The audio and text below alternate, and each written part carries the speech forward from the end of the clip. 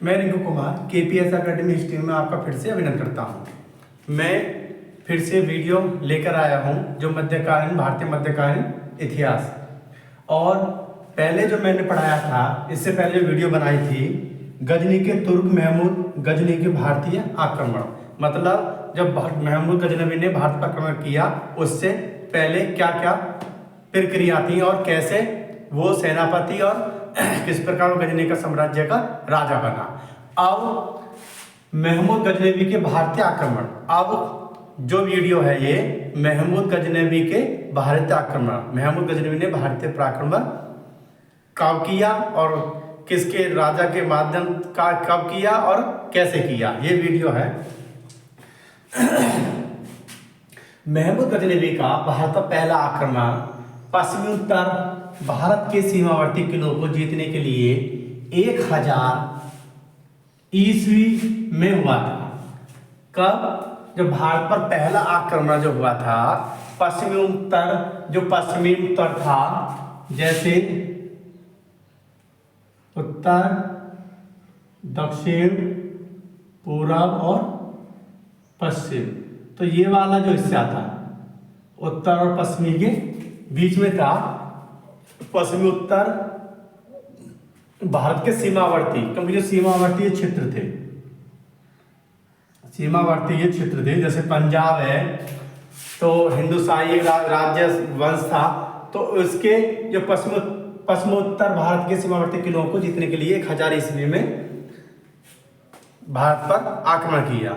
आधुनिक इतिहासकार जो बताते हैं भारत पर प्रथम आक्रमण बताते हैं, आधुनिक जो इतिहासकार हैं भारत पर जो प्रथम आक्रमण जो बताते हैं तो वो आक्रमण था जयपाल के विरुद्ध, क्योंकि उस समय हिंदुस्तानी राज्य वंश का जो राजा था जयपाल के विरुद्ध महमूद गजनवी ने आक्रमण किया। और महमूद गजनवी ने आक्रमण करने के बाद में, महमूद गजनवी का आक्रमण करने के बाद में वो जो महमूद गजनवी ने जो आक्रमण किया था तो उस टाइम पे जयपाल एक हिंदू राज्य संघ, जयपाल को एक हिंदू राज्य संघ बनाया था। किसने? जयपाल ने। जो मैंने पहले वीडियो बताया था कि जयपाल ने एक हिंदुस्तानी जो राज्य उसका एक राजाओं का संघ बनाया, उस राजाओं के संघ के माध्यम से जयपाल ने महमूद गजनवी से युद्ध किया। और उसके बाद में महमूद गजनवी काफ़ी बुरी तरह से हार जाता है। हारने के बाद में जो हार जाता है, हारने के बाद में उसका जो पुनः गजनी में वेद के निकट जब महमूद गजनवी जयपाल को हरा देता है, और ये क्वेश्चन पूछा जाता है निम्नलिखित में से जयपाल के नेतृत्व वाले राजाओं के संघ को पराजित किया था, तो किसने किया था? महमूद गजनवी ने। या इनमें से उस राजा का नाम बताएं जिसने एक संघ बनाकर युद्ध किया था महमूद गजनवी से, तो क्या नाम था? जयपाल। ये दो क्वेश्चन यहाँ से पूछे जाते हैं, या तो हर एक एग्जाम में पूछे जाते हैं, ऐसा एग्जाम नहीं है। मैं पहले ही बताया था कि आजकल जो एग्जाम है वो इतने डिफिकल्ट एग्जाम आ रहे हैं कि पूरा इतिहास पढ़ना पड़ता है। ये नहीं कि इतिहास को ऊपर से पढ़ लो या राजशास्त्र को पढ़ने से पढ़ लो या विज्ञान से ऊपर पढ़, अब ऐसे क्वेश्चन नहीं आते कोई से भी एग्जाम में। तो उन्होंने जयपाल ने राजाओं का संघ बनाया, जो हिंदुस्तानी राज्य संघ था, राज्य था, उसके और पास का जो राजा थे उसका एक संघ बनाने के बाद में युद्ध महमूद गजनवी से युद्ध किया, जिससे कि महमूद गजनवी ने बुरी तरह से जयपाल को हरा दिया। जयपाल को जब हराया उसके बाद में पुनः महमूद गजनवी ने बेहिंद जो उसकी राजधानी थी, बेहिंद के निकट हुए युद्ध में जयपाल को फिर पुनः हराया, क्योंकि जयपाल को पहले भी हरा दिया था। उसके बाद में बेहिंद जो राजधानी थी हिंदुस्तानी संघ की, उसके निकट जयपाल को फिर पुनः हराया, जिससे कि जयपाल को काफी बुरा लगा और जयपाल ने आत्महत्या कर ली, क्योंकि जयपाल के इतना महसूस होने लगा उसको पराजय कि उसने आत्महत्या कर ली, और आत्महत्या जो करी थी वो आग में कूद करी थी। उसके बाद में जब जयपाल आत्महत्या कर लेता है तो आत्महत्या करने के बाद में वहाँ का जो हिंदुस्तानी राज्य संघ का जो वंश का जो राजा बनता है, उसका उत्तराधिकारी बनता है वो होता है, उसका अधिकारी होता है आनंदपाल।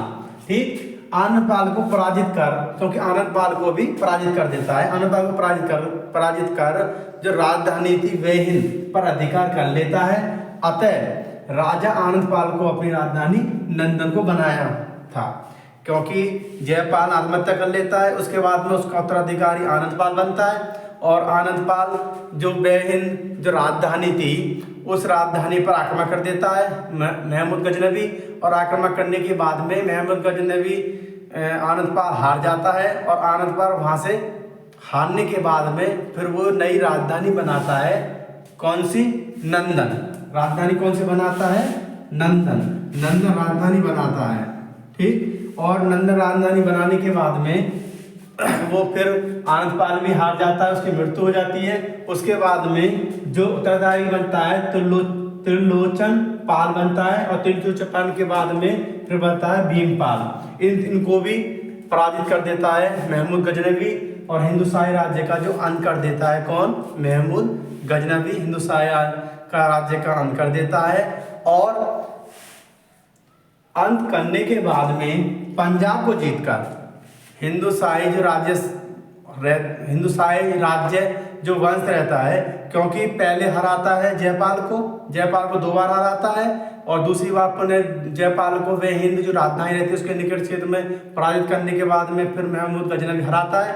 उसके बाद में हराने के बाद में जयपाल को काफ़ी बुरा लगता है, जिससे कि जयपाल पराजय स्वीकार नहीं कर पाता, जिससे वो आत्महत्या कर लेता है, और आत्महत्या जो करता है वो आग में कूद करता है। उसके बाद में उसका उत्तराधिकारी बनता है आनंदपाल को वेहिंद राजधानी हिंदुस्तानी वंश की राज्य कहाँ राजधानी थी? वेहिंद राजधानी पे आक्रमण करता है महमूद गजनवी, और आनंदपाल भी हार जाता है। आनंदपाल वहाँ से भागकर एक नंदन राजधानी बनाता है। उसके बाद में उसका उत्तराधिकारी बनता है त्रिलोचन के पाल में बाद में बनता है भीपाल, और भीपाल को भी दोनों को पराजित कर महमूद गजनवी हिंदुस्तानी राजवंश का अंत कर देता है, जिससे कि पंजाब को गजनी साम्राज्य में मिला लेता है। एक और देख लें, महमूद गजनवी का भारत पर पहला आक्रमण पश्चिमी उत्तर भारत के सीमावर्ती किलों को जीतने के लिए 1000 ईस्वी में हुआ था। ठीक, 1000 ईस्वी में हुआ था। नंबर 2,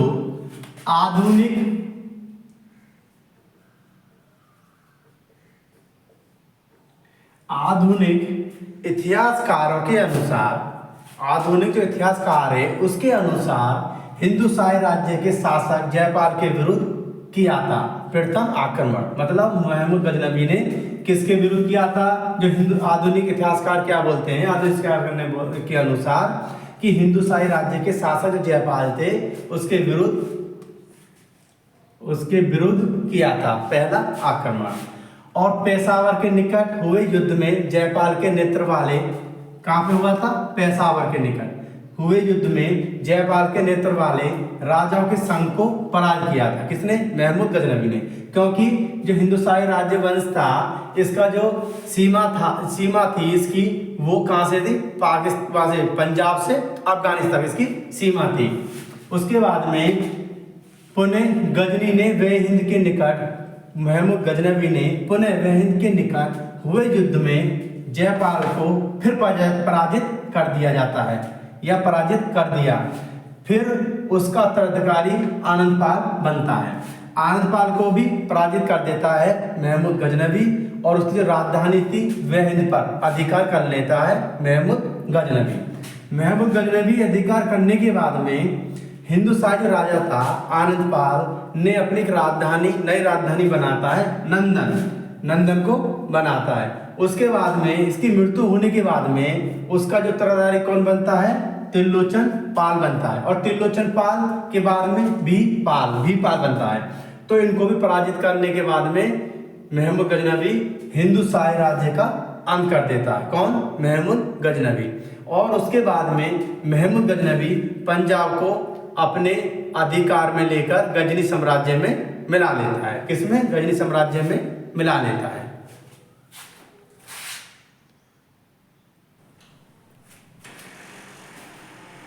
उसके बाद में एक उपाधि धारण करता है महमूद गजनवी। उस उपाधि को गर्जन नेस, क्या उपाधि धारण करता है? महमूद गजनवी एक उपाधि धारण करता है, वो उपाधि महमूद गजनवी की उपाधि गर्जन नेस और गर्जन का धीराज, गर्जन नेस और गर्जन का अधिकार, ये उपाधि महमूद गजनवी की जो किताब थॉर्न ट्राई की वैसी अथाइट जो किताब है उसी में ही ये दे रहा है, जो छोटी मोटी किताब में ये उपाधि नहीं दे रहा है। और ज़्यादातर ये ऐसे ही सवाल पूछते हैं महमूद गजनवी जो छोटे मोटे जो किताब है गुटका है, या तो एनसीईआरटी में दे रखी है, या आपकी जो मध्यकालीन वी.आर. ग्रोवर, सतीश ग्रोवर और आपका ये जो सतीश चंद्रा और विपिन चंद्रा और वी.आर. ग्रोवर जो बुक अच्छी बुक हैं, जो अथराइट हैं, उसमें दे रखी है। छोटी मोटी बुकों में ये उपाधि नहीं है कहीं भी। तो इसने उपाधि गर्जन नेस और गर्जन दादीराज कहा। उसके बाद में जो आक्रमण किया, जब इसने हिंदुशाही राजवंश पर आक्रमण किया, उसके बाद में करता है ये आक्रमण बहरा, एक बहरा है सिंध के निकट, उस पर आक्रमण करता है। उस आक्रमण करने के बाद में वो मुल्तान पे करता है आक्रमण 1005 में।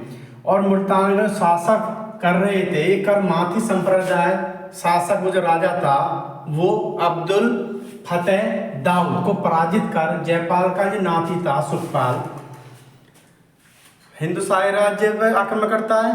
उसके बाद में बहरा के निकट, सिंध के निकट है जो बहरा, सिंध के निकट, उस पर आक्रमण करता है। उसके बाद में ये क्रम भी पूछा जाता है कि महमूद गजनवी ने किस किस तरह के या किस क्रम में आक्रमण किया। उसके बाद में मुल्तान पर आक्रमण करता है। जो मुल्तान पर ही आक्रमण करता है 1005 में, तो उस समय एक करमाती संप्रदाय था, उसका एक राजा था, वहाँ का शासन कर रहा था, उसका नाम था अब्दुल फतेह दाऊद। अब्दुल फतेह दाऊद को पराजित करने के बाद में जयपाल का जो नाती था सुखपाल को वहाँ का शासन सौंप देता है। और एक बात और, जब सुखपाल को शासन सौंपता है जो जयपाल का नाती था, तो महमूद गजनवी सुखपाल को धर्म परिवर्तन करवाता है। ये क्वेश्चन पूछा जाता है क्योंकि मैं बीच बीच में जो एग्जाम में क्वेश्चन आते रहते हैं थ्योरी बेस से, क्योंकि आजकल थ्योरी से ही क्वेश्चन को बनाता है एग्जामिनर, तो मैं इसलिए बताता रहता हूँ क्योंकि ये एग्जाम आ जाते रहते हैं। तो इसमें जैसे कोई एग्जाम में, तो यहाँ पे मेन पॉइंट क्या है, सुखपाल को धर्म परिवर्तन किसने करवाया था? तो सुखपाल को धर्म परिवर्तन किसने करवाया था? महमूद गजनवी ने। उसके बाद में क्वेश्चन भी ऐसे बना के पूछ लेता है कि सुखपाल कौन था? तो सुखपाल कौन था? जो जयपाल का ये नाती था, जो हिंदुशाही राजवंश का राजा थे जयपाल, उसका ये नाती था। उसके बाद में फिर क्वेश्चन पूछ लेता है कि सुखपाल का इस्लाम धर्म कबूल करने के बाद में, मतलब जब इस्लाम धर्म कबूल कर लेता है, धर्म परिवर्तन कर लेता है, तो महमूद गजनवी ने इसका नाम क्या धरा था? तो किसका नाम क्या धरा था? नवसा साय रखा था। क्या नाम धरा था इसका? नवसा साय। उसके बाद में मुल्तान के बाद में ये आक्रमण करता है नगरकोट के बाद में आक्रमण करता है थानेश्वर के बाद में आक्रमण करता है कश्मीर के बाद में करता है मथुरा, और मथुरा के बाद में करता है कन्नौज, और कन्नौज के बाद में करता है कालिंजर। ठीक, कालिंजर के यहाँ पे एक कालिंजर, ये काफी फेमस क्वेश्चन है, यहाँ से पूछ जाता है कि कालिंजर के चंदेल राजा था विद्याधर। ठीक, कालिंजर के चंदेल राजा था विद्याधर। ये विद्याधर से हार जाता है। कौन? महमूद गजनवी। जब विद्याधर से हार जाता है, आक्रमण तो करता है कालिंजर पर महमूद गजनवी यहाँ विद्याधर से हारने के बाद में महमूद गजनवी इनसे क्या कर लेता है? संधि कर लेता है। और यहाँ के कालिंजर के बाद में ये फिर ग्वालियर पर आक्रमण करता है। ग्वालियर के बाद में फिर सोमनाथ पर आक्रमण करता है। ठीक, सोमनाथ का आक्रमण सबसे फेमस आक्रमण जो 1025-26 ईस्वी में आक्रमण करता है। सोमनाथ से जो मंदिर है वहाँ से लूट लाट के ये वहाँ से ले जाता है। तो उस समय जो वहाँ का जो राजा था सोलंकी राजपूत राजा था, क्योंकि सबसे प्रसिद्ध आक्रमण महमूद गजनवी क्या होता है? सोमनाथ। और वो 1025-26 ईस्वी में। तो यहाँ पे जो राजा था, तो ये क्वेश्चन पूछा जाता है कि सबसे प्रसिद्ध जो आक्रमण था महमूद गजनवी का वो कौन सा था? तो कौन सा था? सोमनाथ का मंदिर, मतलब सोमनाथ पर आक्रमण करना। कौन सन में? 1025-26 ईस्वी में। उस टाइम में वहां का राजा कौन था? तो उस टाइम का राजा कौन था? भीमदेव।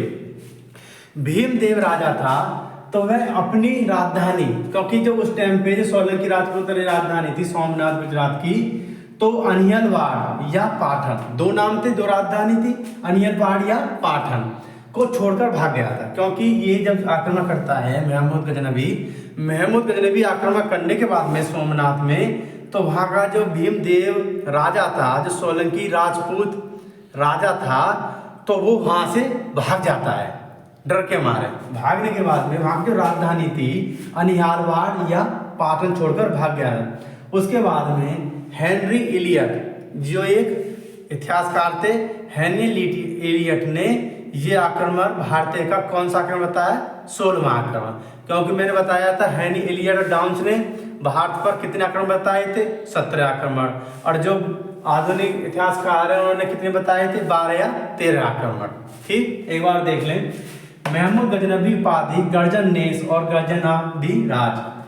उसके बाद में जब हिंदू शाही राज पर आक्रमण करने के बाद में उसने आक्रमण करा बहरा, जो सिंध के निकट था। उसके ये जीतने के बाद में फिर करता है वो मुल्तान पर, जो 1005 शासन कर रहे थे। उस टाइम में शासन कर रहा था करमाती संप्रदाय। अब्दुल फतेह दाऊद को पराजित कर जयपाल का जो नाती था सुखपाल, उसको सौंप देता है। और महमूद गजनवी धर्म परिवर्तन करवाने के बाद में उसका जो नाम धरता है नवशाह शाह रखता है, क्योंकि ये धर्म परिवर्तन कर लेता है, मतलब इस्लाम धर्म को कबूल कर लेता है। उसके बाद में फिर युद्ध ये यहाँ जीत जाता है, और यहाँ जीतने के बाद में फिर नगर कोट के बाद में यहाँ भी जीत जाता है। फिर उसके बाद में आक्रमण करता है थानेश्वर के बाद में आक्रमण करता है कश्मीर के बाद में आक्रमण करता है मथुरा, और मथुरा के बाद में आक्रमण करता है कन्नौज के बाद में आक्रमण करता है कालिंजर। यहाँ पे ये कालिंजर में आके हार जाता है। कौन? महमूद गजनवी। और जब जो हारता है महमूद गजनवी, उस टाइम पे वहाँ का जो चंदेल राजा थे कौन था? विद्याधर पराजित कर देते हैं महमूद गजनवी को, और मजबूरी में आके महमूद गजनवी संधि कर लेता है इनसे। उसके बाद में जब हारने के बाद में फिर ये ग्वालियर आक्रमण करता है, वहाँ जीत जाता है। आक्रमण करने के बाद में फिर ये लास्ट में आक्रमण जो करता है ये सोमनाथ मंदिर, जो सबसे प्रसिद्ध मंदिर था, क्योंकि वो प्रसिद्ध युद्ध भी था इसका महमूद गजनवी का 1025 और 26 ईस्वी में। उसके बाद में जब ये आक्रमण करता है, वहाँ का एक सोलंकी राजपूत राजा था भीमदेव अपनी राजधानी अलियरगढ़ या पाटन छोड़कर भाग जाता है डर के मारे। उसके बाद में इसी युद्ध को हेनरी इलियट ने 16वां भारतीय आक्रमण बोला था। कितना? 16वां भारतीय आक्रमण बोला था, क्योंकि हेलियन जो इलियट था और उसका सहयोगी डाउन्स था, उसने क्या बोला था? 17 भारतीय आक्रमण हुए थे, महमूद गजनवी ने करे थे। जो आधुनिक इतिहासकार हैं उन्होंने क्या बोला था? जो कुछ इतिहासकार हैं उन्होंने बोला था नहीं, 12 या 13 आक्रमण करे थे भारत पर महमूद गजनवी ने। ठीक,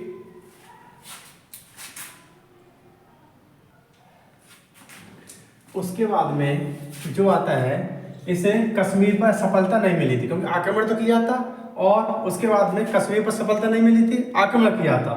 जैसे कालिंजर पर आक्रमण किया था, पर वो कालिंजर पर सफलता प्राप्त नहीं करी थी। और जो कालिंजर में सफलता प्राप्त करने का कारण था, जो वहाँ का चंदेल राजा था विद्याधर इसको महमूद गजनवी को हरा देता है, और हराने के बाद में महमूद गजनवी विद्याधर से संधि कर लेता है। उसके बाद में जो महमूद गजनवी का जो अंतिम आक्रमण था, महमूद गजनवी का अंतिम आक्रमण था 1027 ईस्वी में। किसके विरुद्ध? जाटों के विरुद्ध।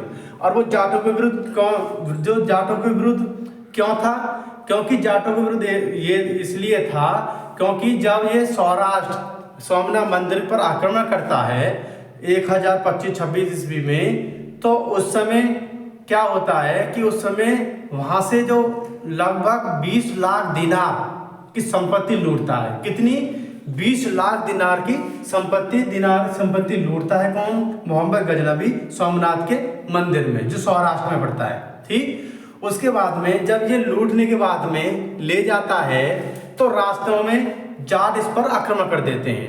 कौन? जाट आक्रमण कर देते हैं। और जाट आक्रमण करने के बाद में जो संपत्ति थी 20 लाख जो दिनार संपत्ति धन थी, उसमें से कुछ जाट युद्ध जो एक साथ आक्रमण करते हैं तो वहां से कुछ उसमें से छीन लेते हैं। कौन? जाट। जब जाट छीन लेते हैं तो इसी बात के ऊपर महमूद गजनवी ने जो अंतिम आक्रमण है 1027 ईस्वी में जाटों के विरुद्ध करता है और जाटों के विरुद्ध करता है। इसके और ये प्रथम ऐसा सुल्तान, मतलब प्रथम ऐसा शासक था जिसने सुल्तान की उपाधि धारण की थी। ये प्रथम था, पहले नहीं था कोई भी।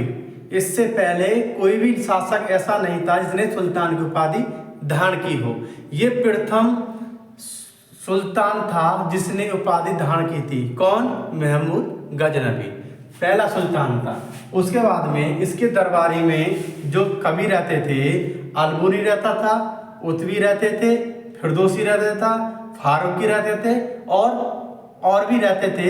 और एक बात और, जो अलबुर्नी जो शासक, जो अलबुर्नी जो लेखक था इसका दरबार में, जो युद्ध हुए भारत पर आक्रमण जब कर रहा था तो उस टाइम पे अलबुर्नी महमूद गजनवी के साथ आने वाला लेखक था। क्योंकि जब इसने आक्रमण करा तो उसके साथ कौन था? ये क्वेश्चन पूछा जाता है कि जब महमूद गजनवी ने आक्रमण करा तो उसके साथ कौन था? तो उसके साथ कौन था? अलबुर्नी वहां साथ था जब भारत पर आक्रमण इसने किए। ज्यादातर आक्रमणों में अलबुर्नी साथ था, बाकी कोई इसके साथ नहीं था। दरबारी कवि तो थे ये गजनी साम्राज्य के, और भारत में आके भी ये आक्रमण करता है, कुछ दिन रहता है, तो जब भी उसके दरबार में रहते हैं। पर जो उसका साथ था वो साथ कौन था? अलबुर्नी। एक बार देख लें, कश्मीर पर सफलता नहीं मिली, सफलता मिली कालिंजर विद्याधर चंदेल राजा था जिसने मोहम्मद गजनवी को हराया था, और मोहम्मद गजनवी ने विद्याधर से संधि कर ली। उसके बाद में महमूद गजनवी का अंतिम आक्रमण 1027 सिंध के जाटों के विरुद्ध किया था। क्योंकि 1027 सिंध के जाटों के विरुद्ध इसलिए किया था कि जो 1025-26 में सोमनाथ मंदिर पे ये लूटने के बाद में 20 लाख दिनार करीब 20 लाख दिनार की संपत्ति हाथ लगी थी, तो उस पर जाट आक्रमण कर देते हैं और जिसमें से उस संपत्ति में से कुछ जाट पैसे या उस संपत्ति में से कुछ हिस्सा ले लेते हैं, जिससे कि महमूद गजनवी को काफी क्रोध आता है। इसलिए ही लास्ट में जाटों के विरुद्ध, सिंध के जाट थे उसके विरुद्ध आक्रमण करता है। ठीक, सोमनाथ मंदिर सौराष्ट्र 1025-26 ईस्वी में इसे करीब 20 लाख दिनार, मैंने बता रही 20 लाख दिनार की संपत्ति हाथ लगी थी। और सोलंकी राजपूत राजा भीमदेव था अपनी राजधानी अनियल गढ़वाल या पाटन को छोड़कर भाग जाता है। उसके बाद में सुल्तान की उपाधि धारण करने वाला प्रथम शासक महमूद गजनवी था। सुल्तान की उपाधि धारण करने वाला प्रथम शासक महमूद गजनवी था। और महमूद गजनवी के दरबार में जो कवि रहते थे, लेखक रहते थे, अलबुर्नी, फिरदौसी, उतवी, फारूकी इसके दरबार में रहते थे। और भी रहते थे जो मैं अभी बताता हूँ।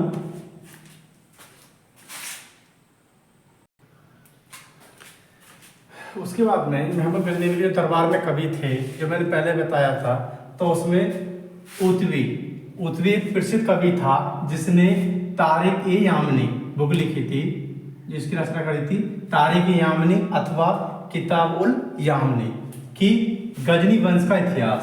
तो इसमें जो तारिक-ए-यामनी अथवा किताब-उल-यामनी जो रचना करी थी उतवी ने, तो इसमें किसका वर्णन करा था? जो गजनी वंश का इतिहास लिखा था। नंबर 2 वेहाकी, इसका दरबारी कवि था ये भी। इसने जो बुक लिखी थी तारिक-ए-सुबिदगीन नामक ग्रंथ लिखा था। क्या लिखा था? तारिक-ए-सुबिदगीन नामक ग्रंथ लिखा था। एक बात और, लैन पुल ने वेहाकी को पूर्व का जानकार या पूर्वी पोरस की उपाधि दी थी। किसने? लैन पुल ने। नंबर 3 प्रसिद्ध फारसी कवि फिरदौसी, जिसे पूर्व का होमर कहा गया, किसको? फिरदौसी को। उसने महमूद के आग्रह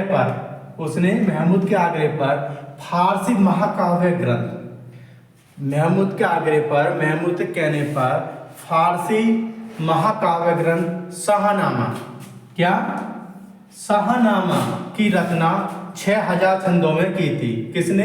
फिरदौसी ने। ये क्वेश्चन पूछा जाता है कि उत्वी की रचना तारिक यामनी, उत्वी की रचना तारिक यामनी या किताब उल यामनी, ये किस पे लिखी गई थी? ये गजनी का जो इतिहास था उस पर लिखी गई थी ये। उसके बाद में वेहाकी ने पुस्तक कौन सी लिखी थी? तारिक सुबिदगीर नामक ग्रंथ लिखा था। और लैंडफोन ने वेहाकी को क्या बोला है? पूर्व का जानकर या पूर्वी पौरुष की उपाधि दी थी। अब प्रसिद्ध कवि फारसी कवि फिरदौसी, जिसे पूर्व का होमर कहा जाता है, उसने महमूद के आग्रह पर, जो महमूद गजनवी ने उसको बोला कि महाकाव्य ग्रंथ, उसे आग्रह पर महाकाव्य ग्रंथ कौन सा? शाहनामा की रचना करी जो 6000 छंदों में की थी। उसके बाद में सबसे जो प्रसिद्ध, क्योंकि ये भी फारसी कवि था फिरदौसी, तो सबसे प्रसिद्ध जो कवि था अल-बुर्नी, सबसे बड़ा विद्वान था ये इतना बड़ा विद्वान था, इसने गणित, दर्शन शास्त्र, संस्कृति, फारसी, अरबी, उर्दू, ज्योतिष शास्त्र का विद्वान था। क्योंकि इसको इतनी भाषा आती थी, जिसने काफी विद्वान था। ये संस्कृत का भी ज्ञाता था, फारसी का भी ज्ञाता था, अरबी का भी ज्ञाता था, ज्योतिष शास्त्र भी ज्ञाता था, दर्शन शास्त्र का भी ज्ञाता था और गणित का भी ज्ञाता था। यह पहला इस्लामी विद्वान था, यह पहला इस्लामी विद्वान था जिसने वेदों, उपनिषदों और पुराणों पर, ग्रंथों पर अध्ययन किया था। क्योंकि ये क्वेश्चन पूछा जाता है शाहनामा किसने लिखी? फिरदौसी ने। फिरदौसी को क्या होता है? पूर्व का होमर कहा जाता है। उसके बाद में अल-बुर्नी ने कौन सी पुस्तक लिखी? तह-ए-हिंद या किताब हिंद, क्योंकि जो अध्ययन किया था इन्होंने, और पुराणों पर, वेदों पर उसे तो किसने अध्ययन किया था? अल-बुर्नी ने।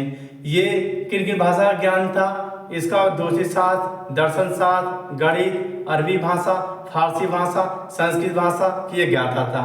इसने सर्वप्रथम, और ये प्रथम इस्लाम विद्वान था जिसने वेदों, उपनिषदों, पुराणों, ग्रंथों पर अध्ययन किया था। उसके बाद में इसने कविता की रचना करी थी। इसने जो रचना करी थी ये वो तहकीक-ए-हिंद और किताब-उल-हिंद, तहकीक-ए-हिंद और किताब-उल-हिंद की जो रचना की थी, तो ये रचना किस विवरण में थी? जब महमूद गजनवी आक्रमण कर रहा था तो उसके विषय में ये किताब लिखी, क्योंकि ये महमूद गजनवी के साथ था। और भी जैसे दरबार कवि थे, फारूकी भी था, उसुदुतुसी था, उजरी भी था और फरावी भी थे। ये भी विद्वान महमूद गजनवी के।